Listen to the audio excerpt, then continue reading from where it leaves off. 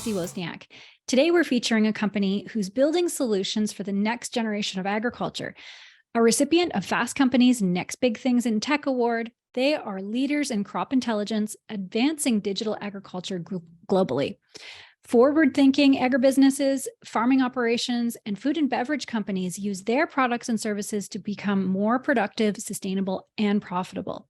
From San Francisco, California, I'd like to welcome the CEO of Arable, Jim Ethington. Welcome, and thanks so much for joining me today. Hi, Chrissy. Thank you so much for having me. Really excited to be here today. So first of all, tell me a bit about your own background. Great. So I'm from Illinois. Grew up outside of Chicago in the suburbs, a town called Glenview.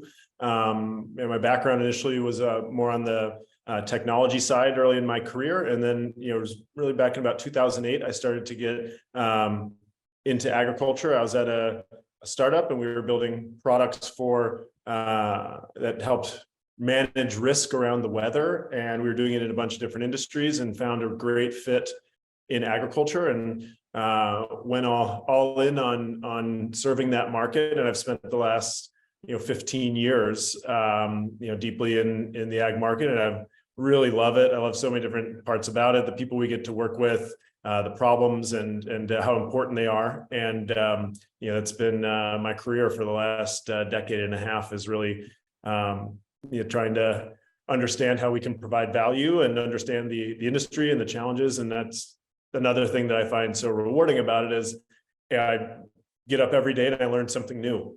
There's so much to know, so much we don't know, so much to understand that it's always a challenge. And I think that's interesting. Yeah, definitely. And you have some interesting stats with Arable, like producers using Arable's technology they can reduce water up to 50%, reduce pesticides by 15%. This is great. So tell me about Arable, what it is and what it does. Yeah, absolutely. And I mean, just on water reduction, that really varies quite a bit customer to customer. We have had customers come back and tell us that they reduced their irrigation by 50%. I don't know if that's what I would tell people to expect. But and those are two of the main use cases we see with our farmer customers, which is around the solution really starts with getting good information about what's happening across my farm, real time in the palm of my hand, and in a way that's super easy and intuitive. And I think that starts with getting all this information in one system. I've been out talking to farmers around the world for a while. Probably talked to over 1,000 farmers, and by far the number one answer when I ask, well, what is it you'd like to see from technology? What is it that's not happening today that would be really helpful to you? The most common answer is, hey, why can't somebody put all these different systems that I'm trying to use and all these different streams of information, put it into one thing, put it under one roof, and make it intuitive, make it easy. And so that's the start of what we do at Arable is when it comes to what's happening in the field during the season and how you understand what happened at the end of the season. We're trying to put that all into one system and one solution and help answer some of the key questions that come up. Two of the big ones are around irrigation. So folks are out making decisions every day or every week about how the different changes I'm seeing through the season, the variability of the weather, how the crop is growing and progressing, what's happening in the soil, how much did my crew irrigate recently, how does that all tie together into a more informed view? And really, I think about it as kind of supercharging the decision maker with data that maybe wasn't accessible before or was really hard to get. It was just too much work to put all the pieces together.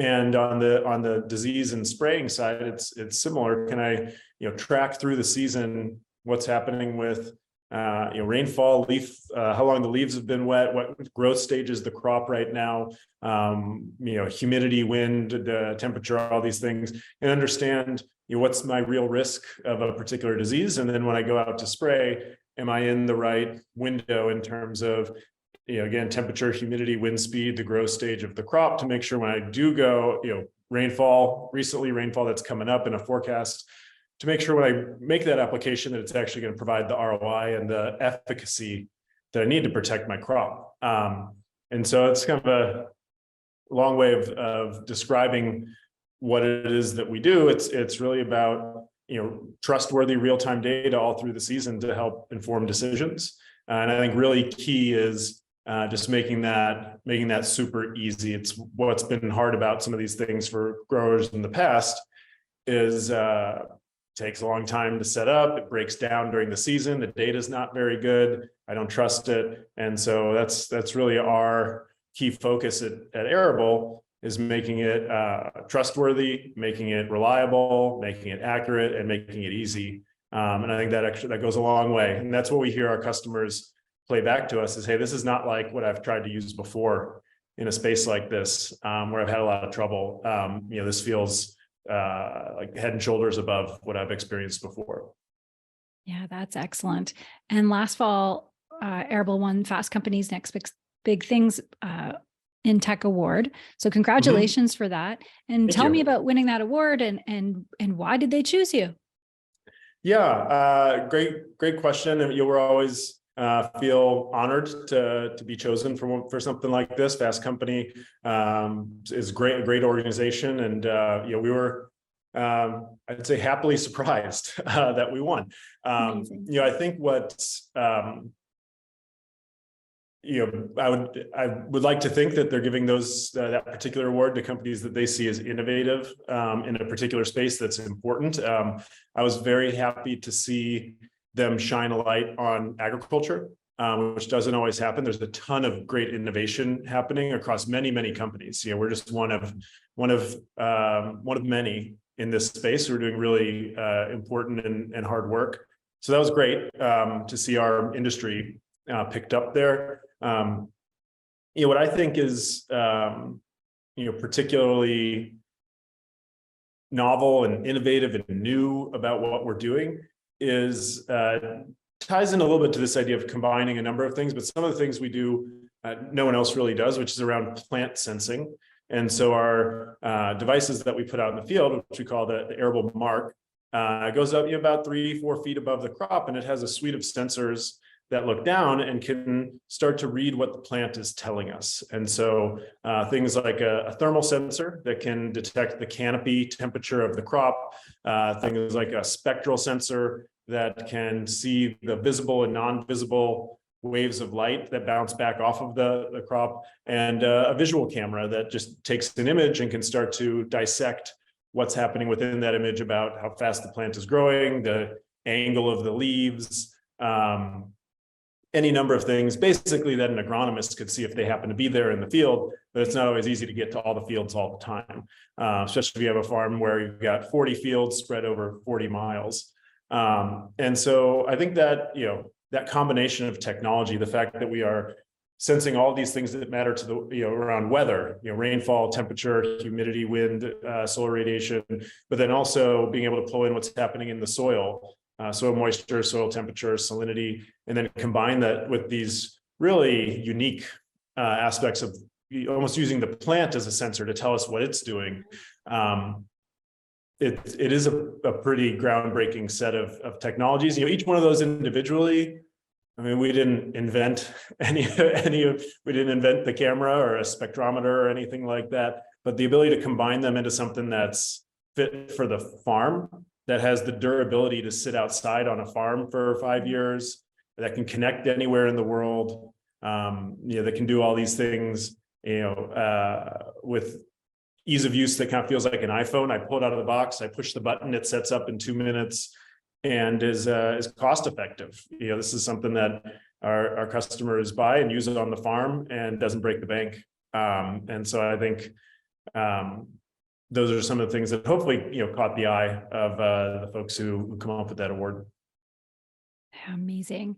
And you've recently announced the Mark III and Arable Vision. Yeah. So that's what that was. So explain how these innovations can be applied to real world problems for a producer. Yeah, absolutely. I'll talk about the second one you mentioned there, which is Arable Vision. And so this is our use of visual camera. It's like the photos you would take on your phone. And it goes again sort of up above the crop, and it's sitting there all year.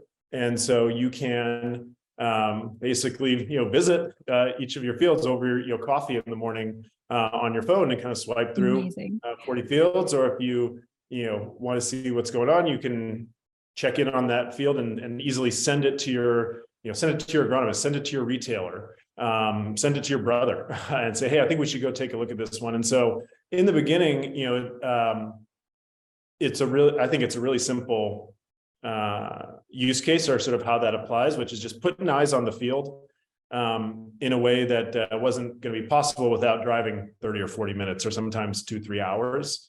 And that visibility can help you make sure that crop is at the right growth stage. Make sure before you send a sprayer out to that field, that field is at the growth stage you think it is, and that the field conditions are looking pretty good. And that's just, if you get that wrong, it's a waste of time, it's a waste of fuel, and you might have messed up the timing of another field that you actually could have sprayed. So just the simple things that come from visibility. And we think of it as, well, what would a person do if they walked out to that field and could look at the plant? We're trying to put the power that's in their brain, just make that easier to access. And over time, we'll be able to do more with those images and automate some of that and send you alerts that say, hey, the crop is showing some sign of stress or something like that. And so we think there's more to come. But even from the response we've been hearing from our customers and folks who are interested in the market, this idea of just real-time visibility that's easy and across all my fields helps people to manage them more closely than they would be able to if they didn't have that. Wow. And what are some of the most promising areas of agriculture research and development that Arable's customers are currently exploring? So what's in the future? Oh, great question. There's a lot in a lot of different fields. I mean, we hear a lot of people who are looking into ag robotics and predominantly around weeding and those types of things. So there's a whole bunch of really cool and interesting ones. Some of the other ones that we're working on, or that we see other people working on, I think there's a lot still to be done around fertilizers and trying to make both better products on the fertilizer side, but also use data and decision tools to greater use on the fertilizer side. And so take for the example like nitrogen and corn. I think that there's an opportunity there to use products like ours to better understand the progress of the season, where maybe I make it in a spring or pre-plant application, but how much did I really lose between that first application and when I could make a side dress application?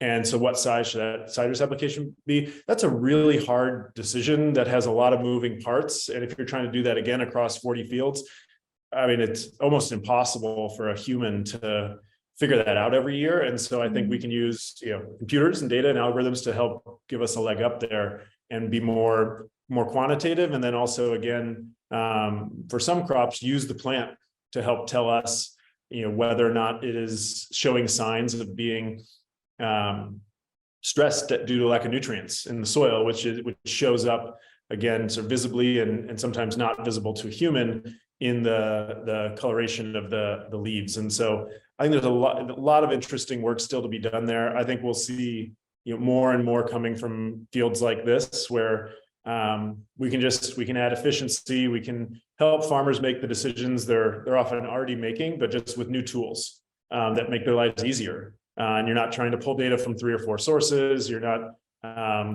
sitting there thinking, wow, if I only knew the answer to that part of the equation, I could do this more accurately. I think hopefully that's what technology will be good at, is putting the right tools and the right information in the hands of the decision maker in a way that feels much easier than it was, last year or 5 years ago. Yeah, definitely. And what do you say to those who feel very overwhelmed with the data overload? Are there some steps they can take to kind of break it down? That is a great question. I would probably say I know how you feel. I feel like this shows up in a lot of decisions that we're trying to make. And if you have three systems telling you three different things, I mean, at some point you just kind of throw your hands up and say, well, what's the point? I think one of the pieces of advice I would have would be to try and find a system that can do a lot of those things in one, and then also maybe to reduce the complexity of it by saying, hey, here's the really important decisions that we think we can improve on that are actually going to drive ROI for us. And that may be the things that Arable does for some farms. It may not be for others who are like, hey, look, our big piece would actually be logistics of how we get this to market or something else, or some other element that drives profitability. And try to maybe, each year focus on and attack one of those. Because I think I could see it being very hard if you're trying to solve 9, hey, we're going to start using more data and we're going to do that in 9 different ways. Yeah. I think that's going to be a challenge. And so, could you pick 1 or 2 a year, or 1 or 2 every 2 years, and really try and move over to a new way of doing it, kind of one at a time. Yeah, that's good advice. And as you know, agriculture has evolved so rapidly, especially in the last, couple of decades. What are a few of the most significant industry-wide challenges that are facing farmers today? And how can these advancements help? Yeah, that's a great question. I mean, we hear from our customers really around the world about these challenges all the time. And, one of the ones that comes up the most, honestly, has come up for a long time. So the basic way that I hear it described is planning around the variability of the weather. And what I hear from growers around the world is that's becoming harder and harder year in and year out, as things are not how they happening the way that they used to a decade ago. The hatch of certain insects, even stuff you notice when the birds migrate, things like that. The frequency with which we have rainfall, you can go to Central Valley here in California, and people will talk about, we used to have 1 or 2 days over 100 degrees in the key part of the growing season. Now we've had 12 to 14 the last 3 years in a row, days above 100 degrees. And then you look at what we do in Brazil, it's actually the opposite. We've, folks who've never had a frost that has created an impact. It's Brazil, it's a tropical environment. Never had a frost that's actually led to crop loss. They had 3 last year. Wow. And so this is just, makes something that was already topping the list of what's hard about farming even harder. And, I think also we don't know what's coming next. And so folks are worried about, how heat is going to impact the crop during the middle of the season. What happens if we continue to see different patterns of rainfall. And so I think that is the uncertainty there. Of what we're facing is a real challenge. And, I think there are things that we can do at Arable that can be helpful, which is, I think it kind of makes sense. If you've been able to develop a successful pattern or way of making decisions on the farm that were kind of based on that, maybe they're not as effective in a world where things are changing quite so much. And so putting data behind that to back up decisions. And I don't think it replaces all of that knowledge, but it's another tool in the toolbox to say, hey, we were going to irrigate X amount, in 8 hours this week, but let's see what the system says about that. Oh, wow. It actually says for these fields, 8 is right. But for these fields down south, maybe we could do with a little less, or maybe we're going to need more. And it just points you to some areas to think about and consider based on exactly what's changing day in and day out. And I think that can be really helpful to have a data-driven tool in the toolbox that's hopefully, looking at it objectively and saying, well, hey, here's what we've seen so far this season, and here's how you might adjust to that. Yeah, great points. And that's interesting about Brazil. I moved down here to Southwest Florida 2 years ago, and I moved on purpose just south of the frost line so that I never have to deal with frost damage again. Yeah. And both winters I've been here, we've gotten frost, and everybody says there's frost once every 10 years. I'm like, seriously, did I bring it? But I guess it's in Brazil Yeah. too. Well, it is, and I mean, I don't bring it up as a question, but I just hear about it every time I talk with somebody. Is that they have a story that about how crazy the last 3 years have been, and it's not just one location. It seems to be everybody, and so I think that'll continue to be a challenge, I would imagine. But I also think there's some tools to help, and some of them are more technology data driven tools like ours. I think there are others out there in terms of they're not always easy, but maybe helpful in terms of just thinking about different practices, different opportunities. We see a lot of those that people are being forced into, in terms of other ways to manage against those risks. People thinking about sprayers or misters that can cool the crop down. I mean, I think we're the same way that people have fans to protect against frost. So those are the type of conversations we hear out there. Is, hey, this is some of these changes feel like they're already on top of us, and what could we be doing to get ahead and try to prepare for this, with the idea that that's going to actually give us a competitive advantage. If we're ahead of that risk, we may be able to do better than those who are not as prepared. Right. And if nothing else, we're very adaptable species. So Yeah, it seems like we're doing a good job. And I think that's the more optimistic note on it, is that farmers have been farming for a long time, been very innovative, very adaptable, very successful. And I think this overall challenge of, hey, the weather's different every year, it creates a lot of risk, isn't new. And so I think everybody is figuring out ways to deal with it and plan around it and things like that. And I think what we're trying to do is bring some help, bring another tool, bring another way of looking at things that maybe can shine a light on and help people make maybe some changes they were already thinking about, make them faster, make them more confidently, things like that. Yeah, that's excellent. And so how can our listeners learn more about Arable and stay informed about the company's latest product releases, partnerships, and any other news? Yeah, so you can find us at arable.com, ARABLE. We're also on LinkedIn, Instagram, Twitter, things like that. And we post big news that we have. And if you're on the website, you can sign up for the newsletter, and that'll keep you posted on what we're doing. And if you're interested in learning more, you can also sign up right there on the website to talk to somebody at Arable, and we'd be happy to chat with anybody and tell you a little bit more about what we're up to, give you a demo, and see if it's a fit for what it is that you're doing. Perfect. And I have one last question for you. Why do you serve the ag industry? I know you touched on this right at the beginning, but what's your greatest passion in all of this?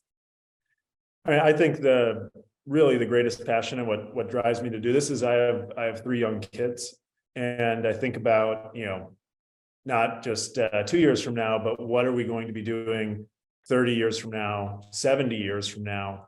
And are we going to be able to have a really a reliable, resilient food system that can, weather whatever comes at us, and can feed a growing planet, and can do that in a way that I think supports a thriving agricultural industry around the world. And there's over 1 billion farmers in the world, and how do we help them continue to thrive, and how do we help do all of that in the face of what are going to be many, many challenges to come, and also do that in a way that protects our planet and our natural resources and our waterways and things like that for future generations.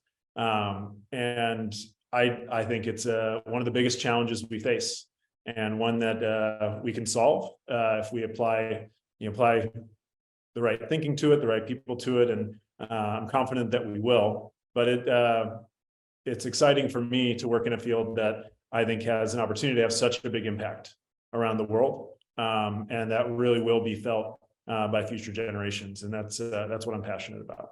Oh, that's great. And thank you for what you do. Well, thank you for having me on today, Chris. This is really fun to talk about. I could talk about this all day. Yeah. And thanks to all who are watching or listening. If you want to learn more, the links are provided in the show notes. I would love it if you subscribed and shared North American Ag Spotlight on YouTube, Rumble, or Telegram channels. And the podcast is available on Spotify, Apple, Stitcher, Amazon, or wherever you listen to podcasts. And have a great day.